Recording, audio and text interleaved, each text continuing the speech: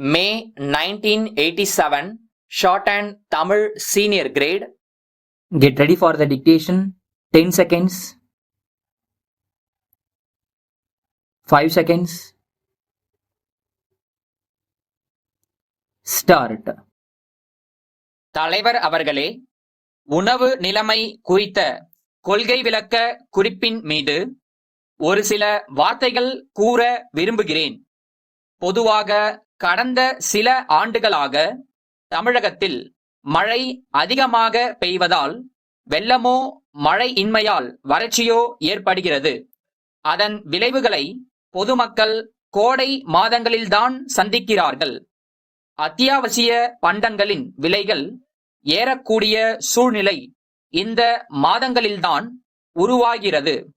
இதை கருத்தில் கொண்டு வருகிற கோடை மாதங்களில் பொதுமக்களுக்கு எந்தவிதமான நெருக்கடியும் ஏற்படாத வகையில் முன்னெச்சரிக்கையாக நம்முடைய உணவுத்துறை தகுந்த நடவடிக்கைகளை எடுக்க வேண்டுமென்று இந்த சமயத்தில் கேட்டுக்கொள்கிறேன்.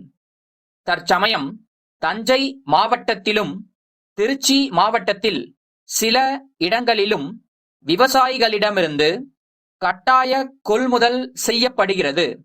பொது விநியோக முறையின் கீழ் ஏழை எளிய மக்களுக்கு அரிசி கிடைக்கவும், சத்துணவு திட்டத்தை நடைமுறைப்படுத்தவும் போதுமான அரிசி கையிருப்பில் இருக்க வேண்டியது மிகவும் அவசியம். ஆகவே அரசு தற்போது மேற்கொண்டுள்ள கட்டாய நெல் கொள்முதல் திட்டத்தை நான் வரவேற்கிறேன். கொள்முதல் நிலையங்களில் பணியாற்றும் ஊழியர்களின் பணியை நிரந்தரப்படுத்த வேண்டும் என்று ஒரு கோரிக்கை நீண்ட நாட்களாகவே இருந்து வருகிறது.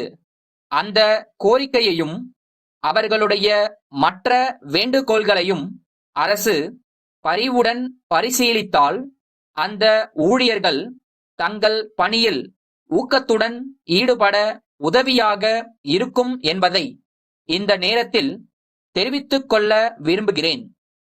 நமது மாநிலத்தை பொறுத்தவரையில் அரிசிக்கு அடுத்தபடியாக பருப்பு முக்கிய உணவு பொருளாக இருக்கிறது. பருப்பு இல்லாமல் கல்யாணமா என்று ஒரு பழமொழி தமிழ்நாட்டில் வழங்கி வருகிறது.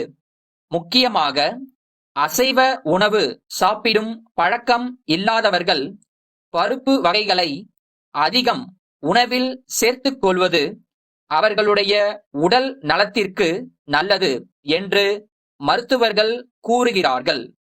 பருப்பு சாகுபடியை அதிகரிப்பதற்காக நாம் ஒரு சிறப்பு திட்டத்தை நடைமுறைப்படுத்தி வந்தாலும் கூட நமது தேவைகளுக்கு நாம் இப்போதும் வட மாநிலங்களையே நம்பி இருக்க வேண்டிய சூழ்நிலை இருக்கிறது. ஆகவே நாம் ஒரு விஷயத்தில் முன்னெச்சரிக்கையாக இருக்க வேண்டியிருக்கிறது. துவரம் பருப்புடன் அதை போலவே தோற்றம் அளிக்கிற ஆனால் தீராத வியாதிகளுக்கு காரணமாக இருக்கிற வேறு ஒரு பருப்பு வகை கலப்படம் செய்யப்படுகிறது. அவ்வாறு கலப்படம் செய்யப்படுவது வட மாநிலங்களில் சில இடங்களில் கண்டுபிடிக்கப்பட்டிருப்பதாக பத்திரிகைகளில் செய்தி வந்திருக்கிறது. இதை மனதில் கொண்டு உணவு பொருள்களில் குறிப்பாக பருப்பு வகைகளில் கலப்படம் நடைபெறாமல் கண்காணிக்க அரசு எல்லாவிதமான நடவடிக்கைகளையும் எடுத்துக்கொள்ள வேண்டுமென்று கேட்டுக்கொள்கிறேன்.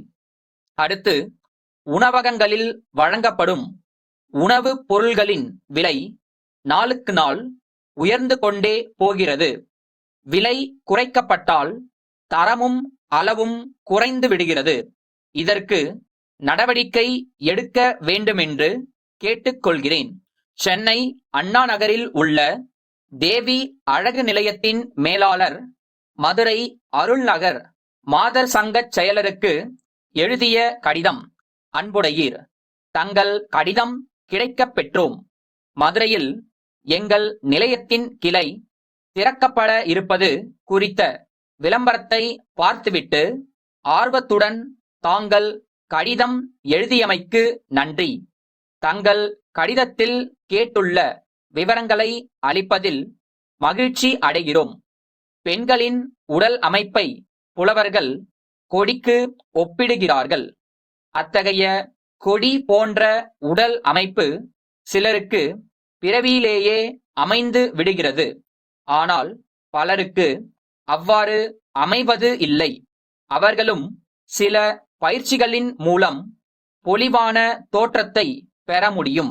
ஆனால் இன்றைய பரபரப்பான உலகில் பெண்களுக்கு அத்தகைய பயிற்சிகளை செய்ய நேரம் கிடைப்பதில்லை. எனவே எளிய முறையில் சீரான உடல் அமைப்பை எல்லா வயதினரும் பெற எங்கள் நிலையம் முனைகிறது. எங்கள் எளிதான முறைகள் விஞ்ஞான பூர்வமானவை. இந்த முறைகள் மேல்நாடுகளில் வெற்றிகரமான விளைவுகளை ஏற்படுத்தி உள்ளதால் உடல் நலத்திற்கு ஊறு விளைவிப்பதில்லை. நீராவி குளியல் வசதி, சிகை அலங்கார நிலையம் மற்றும் ஒப்பனை செய்யும் பணியும் உண்டு. தங்கள் நம்பிக்கையுள்ள